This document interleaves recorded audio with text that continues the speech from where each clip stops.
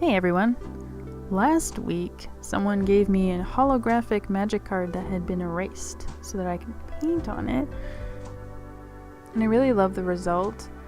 I am aware of altered trading card crowd. There are a few out there that I kind of want, and I do really like the art that people are making with these. It is one of those things that I've sort of had a passing interest in and never actually did it. And so after this, and also just because of the environment of the flea market, and thought that maybe other people there might actually be interested to see what I've been doing with these, I decided to go out and find a pack of magic cards to paint on. I ended up going to the dollar store because I knew that they had some kind of cards. They had some Pokemon cards. Unfortunately, they only had like packs of four Pokemon, and they only had packs of 100 for magic cards. So I bought a pack of 100, which means that I'm going to have so many magic cards to paint. I was really hoping that they were going to be mostly like junk cards, because it's the dollar store, right? I assumed that it would be just full of boring stuff, because I don't want to paint over really nice things. I don't want to paint over super rare things. I was really hoping for more holographic ones, but I knew that there weren't going to be any. I think there was one holographic Pokemon card, something like that. Unfortunately, this first magic card that I painted on, it was technically a rare. It was in the back of the deck, and I intended to hold on to it because I thought I would show some of these to neighboring vendors just to see if they wanted them. But of course, like, rare in this sense just means that instead of being worth 5 cents a card, it's worth like 35 cents a card, which is still like, I don't feel particularly bad for painting over it, but I was still trying to avoid it, so I didn't really realize until after I was starting to prep it, and I'm like, oh, there's a tiny little holographic circle here, maybe dang, I really didn't intend to paint on this one, but oh well. For most of these, I started out by sanding them with a sanding block just a little bit, because when I was first finishing with these, I noticed that they scratched off really easily. But the next day, actually, after the paint had time to cure, they actually don't really scratch off that easily at all, and I'm really delighted by that. That means that I didn't have to worry too much about how to finish them up.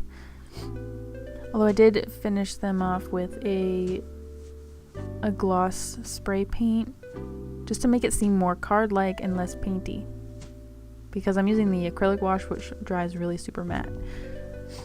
These are all so random. My favorite one is the bees and the swamp card. I was really hoping for more swamp cards like those location cards, just because they are vague and you can paint pretty much anything you want on them. For the rest of the time, I was pretty much just thinking about what kind of thing do I feel like drawing, and then going through the deck and searching for something that might in some way relate to what I was thinking. So yeah, I'm trying to limit myself to how much time I'm going to spend on these, because I don't want to be a $50 card seller. It's not my focus, and I do already sell small art cards for very little money, for the purpose of giving people an opportunity to own original art without having to dole up a lot of money, because art is kind of expensive. Like, even though I'm kind of at the lower end of the market, but even then, like, I wanted to have something available, and so I'm probably gonna sell these ones like the small art cards that I already sell.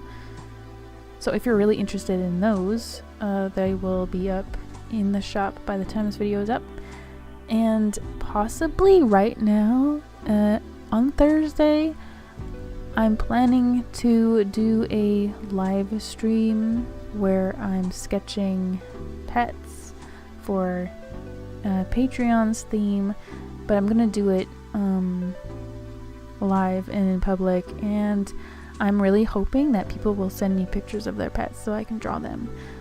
So if you want to see me sketch a picture of your pet or your friend's pets or your pet's friends, follow me on Twitter at YellowMel and tweet your animal pictures at me, especially if they're super embarrassing, because I think that those would be more fun for me. Otherwise, I'm just going to go through Twitter and draw whatever animals I see on Twitter, because there are so many in my Twitter feed. And they're all so cute, and I'm just like, I really, really want to draw you. Thursday, October 17th, that afternoon, I am planning to do that.